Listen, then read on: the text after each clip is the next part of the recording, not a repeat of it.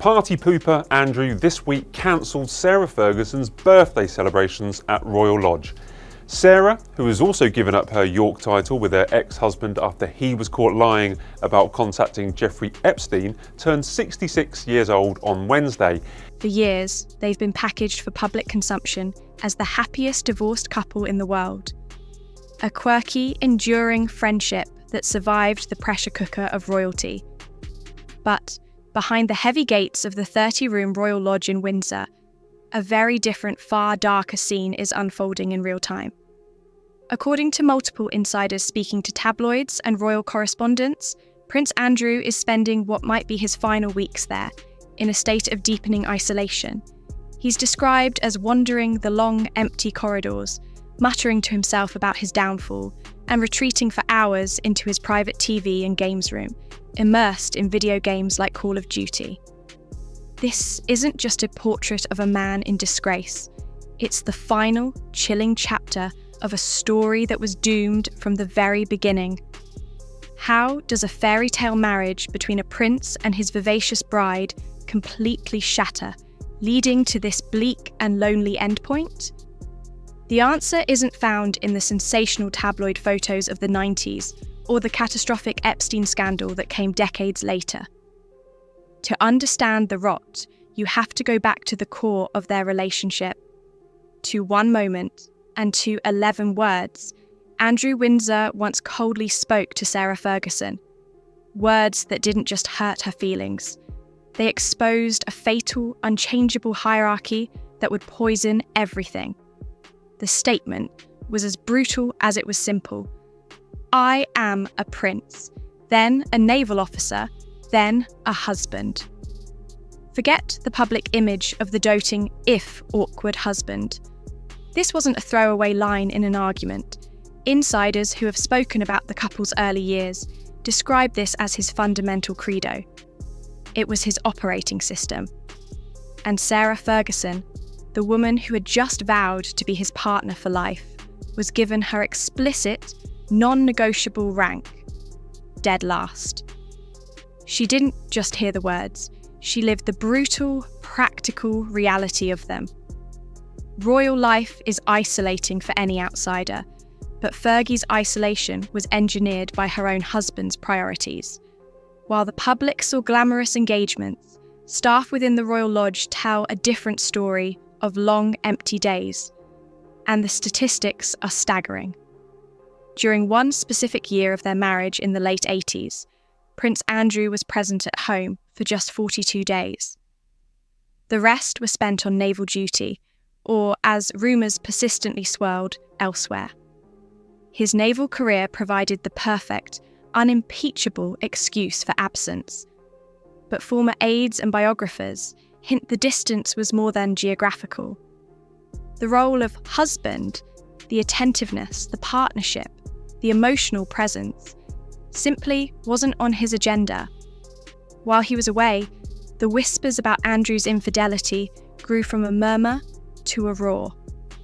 Multiple reports, including those from long-time royal commentators, claim he had been with more than a dozen women before the couple even reached their first anniversary. In Andrew's world, being a prince and an officer came with certain perceived privileges. Being a husband was a distant third-place duty, easily neglected. For Sarah, the impact was catastrophic. Thrust into the global spotlight as the Duchess of York, she was expected to perform flawless, royal duties while emotionally abandoned. The pressure was immense and unrelenting. She was scrutinised for her weight, her style, her exuberant personality that didn't quite fit the staid royal mould. And without a protective partner by her side, she sought connection elsewhere. This context is crucial. Her close friendship with Texas oil tycoon Steve Wyatt became a source of intense palace anxiety and tabloid frenzy. Then, in 1992, the dam broke. The now infamous tabloid photograph was published, showing a topless Fergie by a pool in the south of France, having her toes sucked by her financial advisor, John Bryan. The palace was humiliated. The public was scandalised. It was seen as the explosive trigger for the split. But according to those close to the couple at the time, that photo wasn't the cause. It was the devastating symptom. It was the act of a woman trapped in a gilded cage of a marriage that offered her no intimacy, no support, and no partnership. The union had been emotionally empty for years. The photograph simply made the private decay impossible for the public and the palace to ignore. So when the separation was announced, the reason Fergie gave the world was strikingly, coldly pragmatic. She wanted to work. She wanted a career. In her own words, it's not right for a princess of the royal house to be commercial. Think about that. After the affairs, the neglect, the public shaming, the reason she gave was financial and professional. The divorce, finalised in 1996, was framed not as a dramatic romantic collapse, but as a mutual business decision. It was a way for her to finally build something for herself, to gain an identity and an income, freed from a royal contract that offered her neither companionship nor a purpose. It was a quiet, devastating admission of defeat, wrapped in the language of liberation. But here's where the story takes its most bizarre and psychologically complex turn. Instead of drifting apart after the divorce papers were signed, their bond somehow tightened.